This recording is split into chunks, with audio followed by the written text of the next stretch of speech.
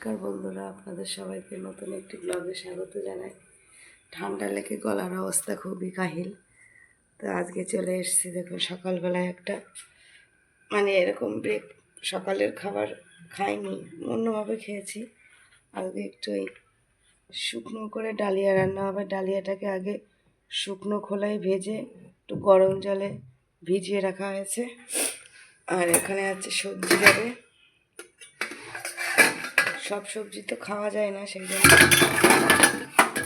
একটু পেঁয়াজ কুচি, গাজর কুচি, ক্যাপসিকাম আর লাউ দিয়ে সবজিটাকে একটু ভাজা ভাজা করে নেবো। সামান্য একটু তেল দিয়ে একটুখানি নুন দিয়েছি। তারপরে ডালিয়াটা দিয়ে ঝরঝরা হবে, শুকনো শুকনো করে করা হবে। আমি ওখানে কোনোদিনও করিনি, খাইনি, আজকে একটু করে খাবো, তাই ভাবলাম আপনাদের সাথে একটু শেয়ার করি। আর দিদির ছেলে স্কুলে যাবে, এখন বাজে 8টা। ও খাচ্ছে সকালের খাবার। আর ছেলেকে একটু পাস্তা করে দেওয়া হবে, তার মধ্যে এই সবজি একটু দিয়ে দেওয়া হবে যাতে সবজিটা খাওয়া হয়। তো আজকে একটু করে দেখি নতুন ধরনের খাবার।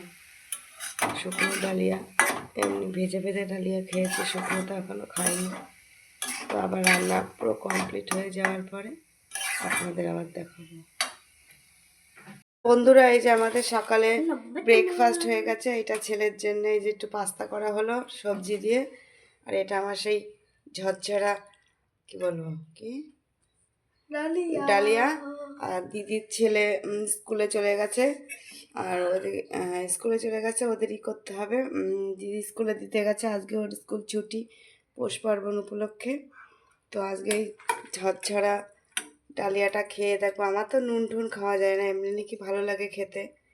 আমি তো নুন টুন খাই কম, সেই জন্য কেমন কি লাগবে। এই যে ছেলে তো খাচ্ছে এটা দিয়ে।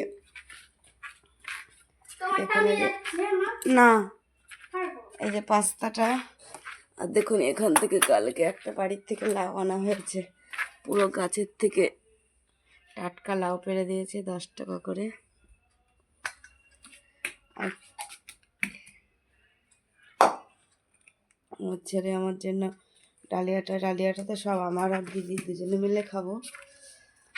আর দুপুরবেলায় আবার কি রান্না বান্না হয় দেখা যাক। আজকে তো এক জায়গায় যাব বলে কালকে রান্নাবান্না অনেকটাই করে রাখা হয়েছিল, কিন্তু যাওয়া হলো না। গঙ্গাসাগরের মেলার জন্য সব বাসই প্রায় চলে যায়, সব বাস গঙ্গাসাগরের মেলায় যাওয়ার জন্য চলে যায়, আর এমনি অন্য জায়গায় যাচ্ছে না। সেই জন্য আজকে আমাদের আর যাওয়া হলো না। একটা ঘরের মধ্যে বেড়ানোর থেকে আসার পরে আর জিনিসপত্রগুলো গোছানো হয়নি। তো আমরা এখন সকালের খাওয়া দাওয়াটা শেষ করি। আপনাদের যদি ভিডিওটা ভালো লাগে প্লিজ লাইক করবেন, কমেন্ট করবেন, শেয়ার করে দেবেন, আর আমাদের পাশে থাকবেন। দেখা হবে খুব শীঘ্রই নতুন একটা ব্লগ।